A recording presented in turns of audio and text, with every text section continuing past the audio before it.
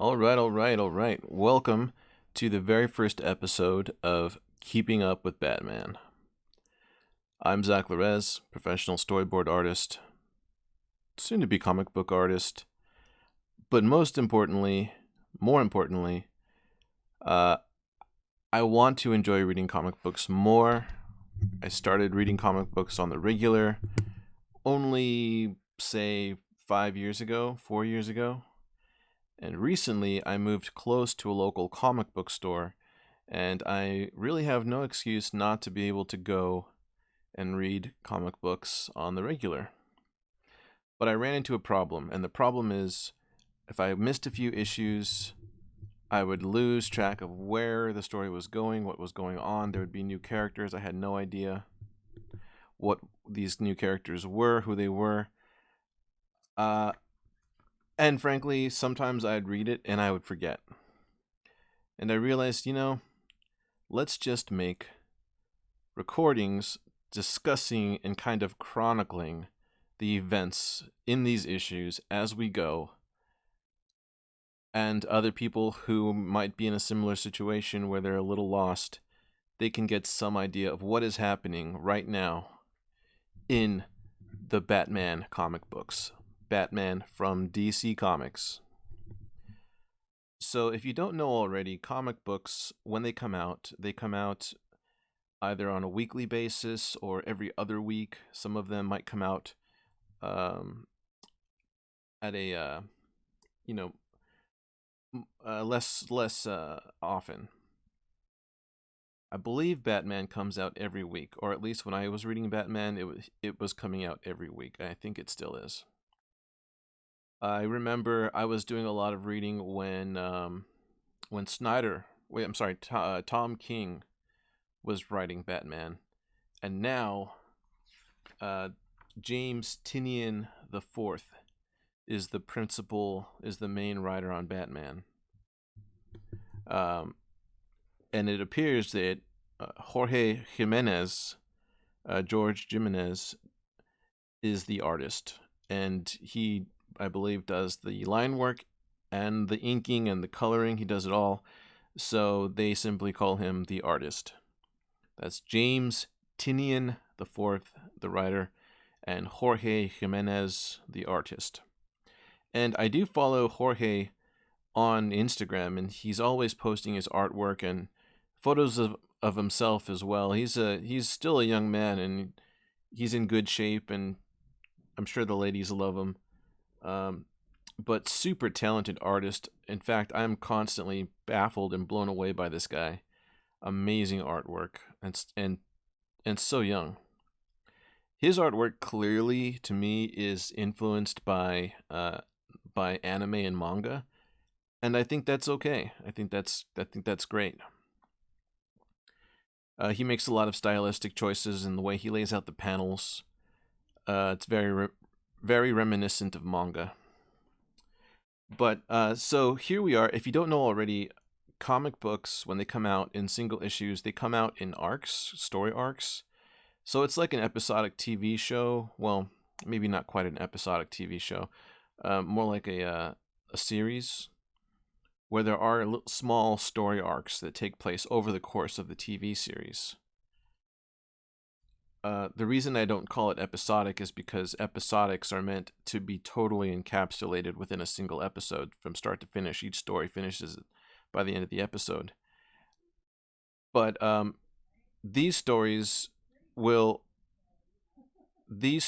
can and will span several issues, but they're called arcs, I believe. So I fell off, I stopped reading, and now I'm back. This story arc that we're in right now, that just started, that we're going to begin this show with, is it appears to center around Scarecrow. And this story arc is called The Cowardly Lot. And is it the best story arc to start with? I don't know. I know that from what I've read of Tynion and seen of Jorge Jimenez, this is a great time to be reading Batman. I do like the writing. I really do like the writing so far. And of course, I love the artwork, so that's like the best time to start reading comic books. If you're not sure, start now. All right, so we pick up with apparently it turns out to be Batman, and he's sitting in front of a bunch of television monitors. And behind him is a creature, is a character that looks like Scarecrow. It's a bit of a different character design than we've seen in a lot of other issues. There's some new choices made with this character. I haven't seen it before, but it's definitely Scarecrow. Like, he has a gas mask with stitches marked onto the gas mask instead of looking like a scarecrow. He's wearing a gas mask, but the rest of him does resemble a scarecrow, and he's got the syringes for fingers, the syringes on his fingertips, which I believe has been done before. And he's got a bunch of twigs sticking out of his back, looking like some kind of wicker man beast or something. Apparently they're in a medical ward. I would later find out that this is probably Arkham Asylum, because Batman did go back there to investigate. Apparently there was an event referred to as, I believe, A-Day, which was apparently there was a toxic gas that was released in Arkham Asylum, and it killed a lot of inmates, or they got free and they were crazy and they killed a lot of people. But it was such a terrible event that it got a name for itself called A-Day, I believe.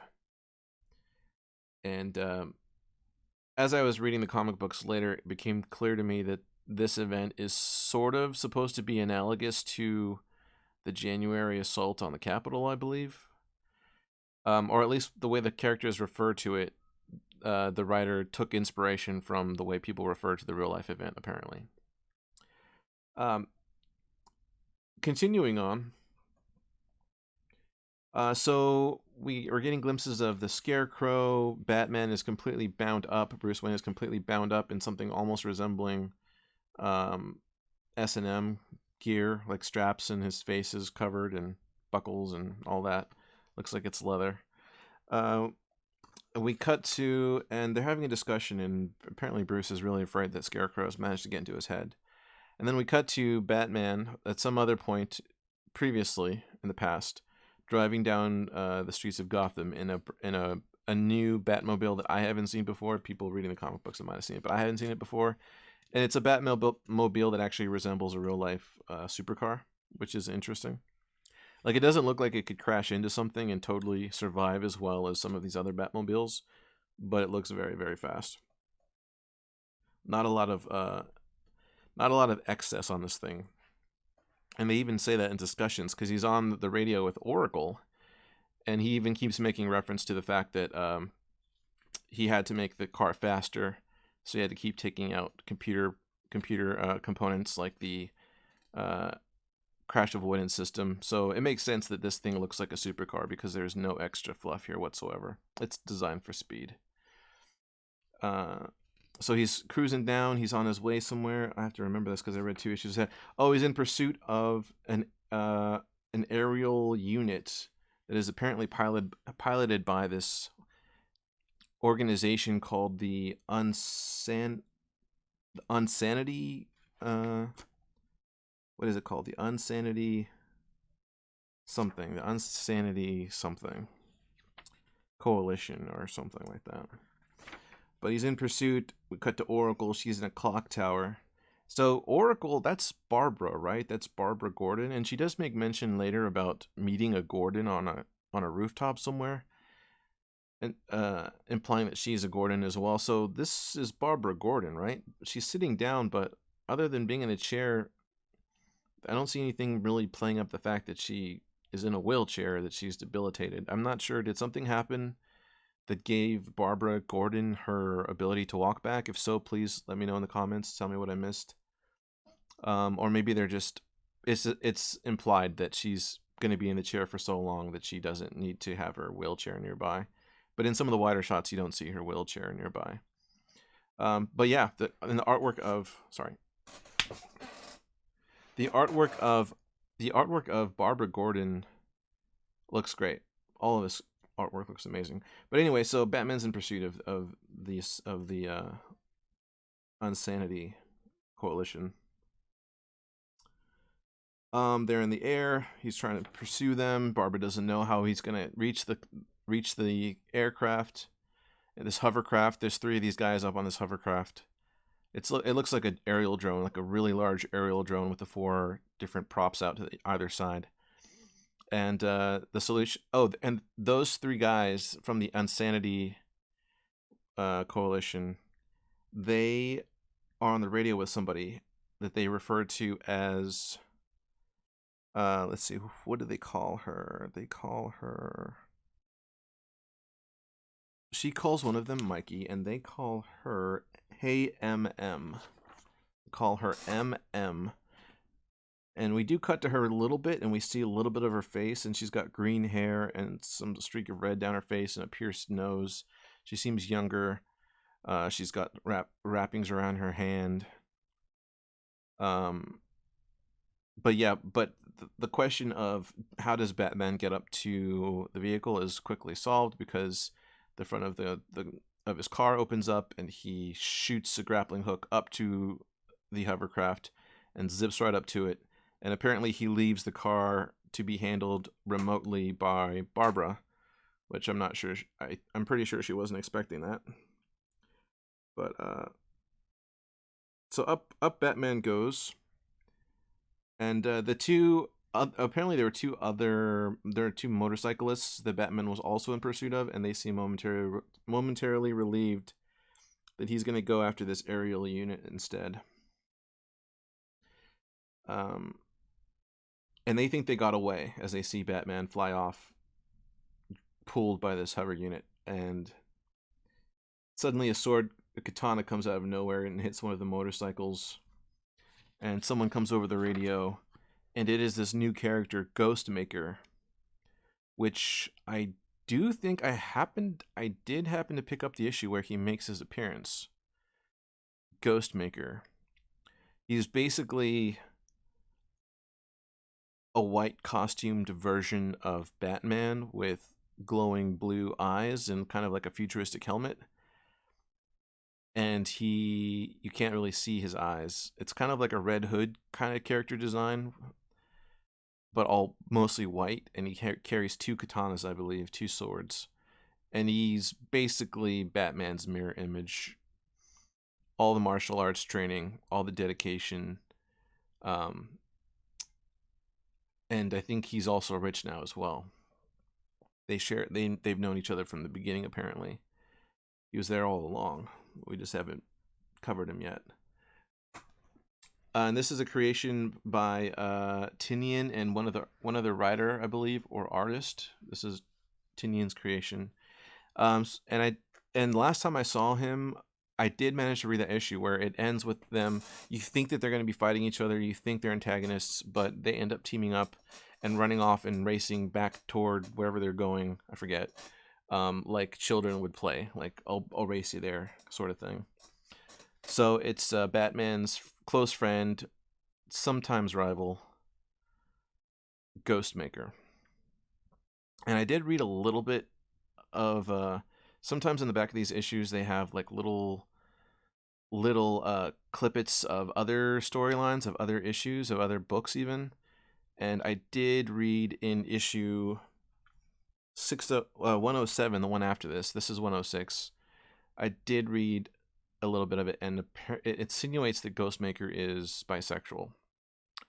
For whoever's keeping track.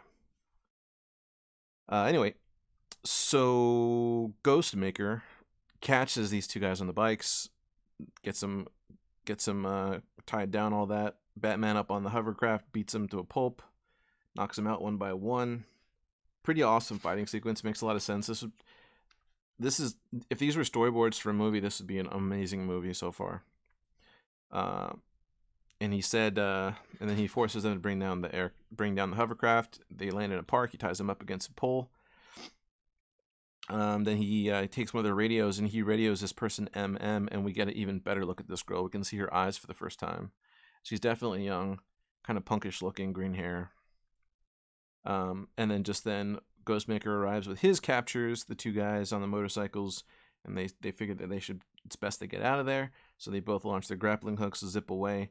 And then Harley Quinn arrives to the scene on a rooftop, and she's a bit frustrated because she got there a little bit late, because she doesn't have all the fancy toys that the boys have, the Batman and Ghostmaker have, apparently. So she arrives in a huff, and the artwork on Harley Quinn looks amazing. So she's looking down, she sees all the cop cars circled there, and it's over. She missed it. She's too late. Cut to Midtown, the exterior of a tall skyscraper, like corporate type looking building at night, and there's Saint Industries on the side of it. And inside is a character that looks very much modeled after like the Steve Jobs type. He's got on a black turtleneck, simply clothed, although he's certainly got to be filthy rich. And this guy is a little bit balding. He has some hair around the back of his head, but he's balding. He's older. He looks like he's in his 50s, late 50s, 60s. And glasses. But he's at a large bird cage. And he's having a discussion with somebody off camera that we don't see. And he's talking about all the... about how the city has gotten, how he grew up in the city, and how it used to be then when he was a boy, and how it's changed since then, and all these crazy people who have come. You know, it's a theme now in the movies, escalation. You have superheroes, you have caped crusaders, and then you have villains even crazier than the last, even more outlandish than whatever caped and masked person that shows up. So So we're seeing all these news interviews, like journalists interviewing people on the street about their opinion of Gotham and would they move to Gotham, and they're all saying that there's no way they would, because it's dangerous. There's murder all the time. There's always some kind of crazy madman trying to take over the city, and it's true. You know, it's a bit meta. You know, in its appraisal of Gotham, and it's all true. You know, it kind of reminds me of.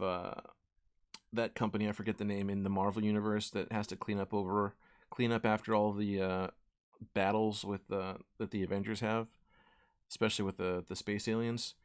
It kind of reminds me of that. Like, this world that's taking place in this comic book, it's having an effect that's reaching out beyond the encapsulated stories that we're following. Like, the world is changing as a result of all of these events. So yeah, on screen briefly, we see glimpses of Bane, that the Batman Who Laughs, Joker, Arkham Asylum, and then we cut wider and we see him presenting. He's got an assistant there named Ricardo. We'll find out later. He's presenting to a room full of people. Still can't see who they are. And up on the screen you see Punchline, which I believe Jorge Jimenez did the character design for. He co-created her, if not completely created her. And Clown Killer, which I did read a little bit about. I did read some issues with Clown Killer in those issues, but I do not know his origin. I don't know anything about him or her or they, them, or whatever they are. I don't know anything. So if somebody could please point me in the right direction, how I could catch up quickly on Clown Killer, that'd be awesome. So he's presenting this room, and he's trying to ultimately pitch them. And by them, we cut now and we see who we're looking at, who's listening. And it is this Asian gentleman with an eye patch who is...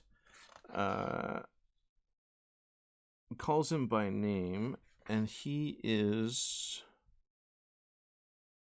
Is it like Naka? It is an Asian name, like a Japanese sounding name. But it's the mayor. Mayor Nakano. Mayor Nakano. And the mayor has a couple bodyguards with him. Nakano doesn't seem super impressed by all of this. But the whole point of this presentation is that this Steve Jobs looking character, which I guess they did reveal his name. I should tell you what his name is. So he's the head of Saint Industries, and his name is... I love how they bold some of these things. It actually makes it a lot easier to find. His name... What is his name?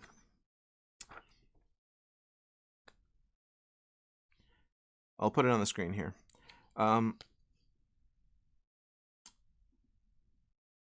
The Steve Jobs guy is trying to pitch something called the Magistrate Program. It's basically super cops. They're like Judge Dredd looking characters. They're human inside, but they're underneath so much padding and tech armor and probably powered armor. They have like double long guns strapped behind their backs, kind of like the Punisher or something. He's trying to sell them the idea that they only need a few of these peacekeepers in this magistrate program that he can set up and provide to them. That they could use these actual police officers to combat these crazy villains instead of relying on superheroes, because the superheroes are just making things worse.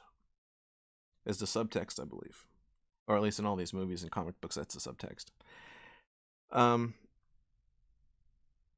And he eventually wants to roll it out, to more cities. And he's saying that, I could have brought this program to any city, but I wanted to bring it here to Gotham because this is where I grew up. I have a connection with Gotham.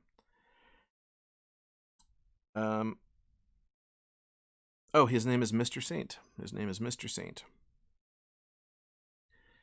So he does the old classic. I'm gonna go home. I'm gonna go and look at a few things. Look a few things over. I'm gonna sleep on it. Essentially, he does give an answer, and he leaves. And his Mr. Saint's assistant Ricardo shows him out. This Ricardo character, by the way, is obviously some kind of Latin Hispanic young man, light eyes, tall. Probably doesn't look all too dissimilar from Jorge himself. He's got long hair pulled back and kind of like a little more modern Manny bun type thing up top with an undercut. Anyway, bit of a different personal assistant than you're used to seeing in stories. With powerful men, you usually have the sweet young thing or something. Here, this guy's got this Ricardo guy. All right, and then cut to Fort Gray, another part of the city. Apparently, through the dialogue, it's one of the nicer neighborhoods, but anyone who's super rich would not be living there. And looking at it, it is kind of like the stereotypical New York City borough, where you have like the multi-story houses right up next to each other with those tall stairs up to a door, and there's like a lower level like basement area. You know what I'm talking about? It's like right up against the sidewalk. So it's a street like that, and there are reporters, and they're trying to get close to find and interview Bruce Wayne, because apparently Bruce Wayne now has to live here, because in reading the other books, apparently Bruce Wayne has lost his fortune. And I believe that's from was it the Joker War? It's from the events that led into the Joker War, where yeah, it was with the mystery, the guy with the question mark on his face. I forget what his name is. That guy is like a straw man, and we're led to believe that guy is the main villain, but then it turns out it's the Joker, and the Joker's plan all along was to steal Bruce Wayne's fortune. So here, apparently Bruce Wayne has lost his fortune. And I'm not sure if it's from the Joker succeeding or if it's from something else. So I did miss the books that covered Bruce Wayne losing his fortune. So if anyone could point me to where to pick up on that, please inform me. So here she is. Here's a reporter in this neighborhood trying to find Bruce Wayne. Someone's walking down the sidewalk. He's like, Bruce Wayne is not here. Or he's stopped coming around looking for Bruce Wayne. I'm getting really sick and tired of this. And then we cut to security camera watching all this take place, and Bruce Wayne is having a discussion with the ghost killer guy, apparently, in the garage of one of these buildings. It's all gutted out. There's just bare metal shelving set up in rows, hardly anything on them. and boxes. The fast sports car that he was in earlier is there, fueling up. Apparently it's plugged in. And Bruce is sitting at a very modest looking computer terminal by Bruce Wayne standards. It's more like a streamer setup or something. And then in the background, Ghost Killer is punching away at a bag, and they're having a discussion. And one of them makes a joke about they think the old man waits until the reporters arrive before he goes out there to take his walks. But yeah, they mentioned the fact that Bruce is poor, or by Bruce's standards. Oh, and they mentioned that they probably resent him because even though he's quote unquote lost everything, he's still wildly more wealthy than any of them could imagine. And he does still have enough wealth because he has several of these locations around the city, apparently. Apparently, this is kind of turning into sort of a GTA 5 kind of setup with safe houses all over the city. And each safe house could potentially house, new vehicles or a new setup that we haven't seen yet. So they can constantly reveal new things and come up with new things as they go, which is pretty fun to think about. So looking inside, there's just like a big Joker card as a rug. Other than that, there's nothing really descriptive about the inside of this place. It's all gutted out, cement slab floors, brick walls, and And then they have a bit of competitive banter between the two of them. Ghost Killer has his gloves on, and challenges him to a little bit of sparring while they talk about this investigation that they're doing and how apparently this collective, this Unsanity collective, they are targeting media magnates. They're targeting people who own like newspapers and magazines and news channel networks, higher ups at the news channel networks.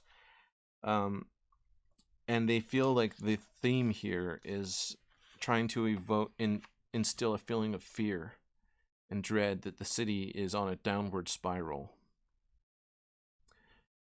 So they talk about all this while they're fighting. They mention the Arkham Asylum assault. And Bruce says somebody is using them to attack the people who control the mood of Gotham City. Ghost Killer says, what do they want? They want to make this city afraid, says Bruce. Cut to Mayor's mansion. Mayor Nakato? Nakomo? 1 second. Mayor Nakano is arriving back home at his mansion. It's his estate, and is getting out of his car with his bodyguards there. He goes inside, he leaves their company, he pours himself a drink. He's seeing the news about the events earlier that we described with the hovercraft. He sits down and pours himself a drink. And then hanging behind him is a Scarecrow with lit up eyes. And that's where this issue ends. It says, next, fear in the streets. That's the end of this issue. At the end, there's a bit of an interesting little segment here. It's a fun little view. We catch, I'm not sure if this is from another book or what. It does say at the end, let's see what it says. It says that this is from,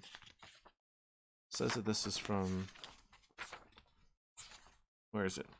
I know it said it at the end. Yeah, here it is. Demon or Detective Part 1, Joshua Williamson, writer, Gleb Malenkov, artist, ALW's Troy Peteri letters. I'm not sure if that's its own book or part of another book, but Demon or Detective Part 1 is what it says. Maybe it's like an ongoing thing that takes place at the end of the Batman issues. Side story, subplot. That'd be cool.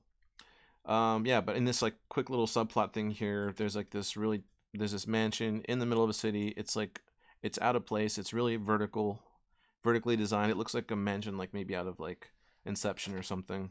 And there are these guards on the rooftop where there's a helipad, and they get assaulted and knocked out. Cut to inside, there's this woman in the garb that we know to be from Ra's al Ghul. It's like an eclectic, like Middle Eastern meets Asian kind of design. And it's what's her name? Talia. It's Talia pouring herself some tea.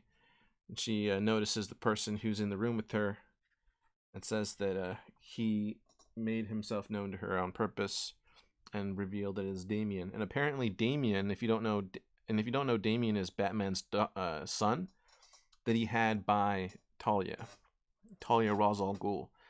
Talia al Ghul. So apparently Damien, at some point, I missed these issues. Damien left Batman. Damien had rejoined Batman for a while, but then apparently he's decided to leave. And she actually kind of like talks down to him for a while. She might be something resembling a loving mother, but she's certainly not a forgiving mother who talks nicely to her son at all. She has very, very high expectations, the impossible expectations that could understandably drive somebody crazy. But she hugs him and says that he's basically failed. He has nothing now. He doesn't have the Batman support. He doesn't have any of the money. He has to basically come home to Mama now. And as she's saying that, he's saying that he's done with with Batman and everything. He's done with all that. But and then shortly after, there are a bunch of cloaked and hooded ninja type assassins that hop in to the room that they didn't. Damien says that he noticed them earlier, but he thought they were with her. And they pull off their cloaks, and they've got these green kind of Arabic looking designs all over them, probably something to do with tied to the League of Lazarus. So the Lazarus Pit, yeah, this is the League of Lazarus, and they're saying that they need to be tested. So immediately they attack Talia and Damien, and the two of them, they're not good guys. They instantly fight back, and they're killing these guys. And that ends with Talia somehow got captured by one of the men who has a knife to her throat, and she's saying, "Go ahead, Damien, kill the guy." He hesitates. Or maybe he didn't kill any of the guys previously, but he screwed him up real bad. But for some reason he hesitates and he says "I," and then there's a splash of blood, and that's where the issue ends. So that is issue 106 of Batman. Again, writer James Tynion IV, artist Jorge Jimenez. I did also read 107, the second book in this story arc, also featuring Ghostmaker. This Ghostmaker is a thing in the issue right now, in the comics right now. So that's this issue. I'm going to keep these short and sweet so that I can put them out regularly. If you are an avid Batman reader, let me know. Hit me up on Instagram. Maybe you can come in and we can have a discussion together. You can help fill in some of these gaps for me. And if you guys don't know how to read comics, how to start reading comic books, the answer is you just start now. Go into your local comic book store, tell them you want to start reading Batman. They'll direct you to the newest Batman issue. Pick it up, buy it, start reading it, and now you're reading Batman. And just go back and do the same thing next week. And then in the meantime, you can go back and you can pick up other books and issues and fill in the gaps with things that you've missed. Watch some YouTube videos, etc., etc. But yeah, this is how I'm going to start. This is how I'm going to try to enjoy Batman more. So I invite you to join me. Again, my name is SlyRaptorZ, SlyRaptorZ.com. I'm also a Twitch streamer named SlyRaptorZ. There are Discord links. Come join our Discord. We have comic book discussions, Dungeons and Dragons discussions, movie discussions, all kinds of nerdy stuff. And yeah, I'll see you guys next time on Keeping Up with Batman.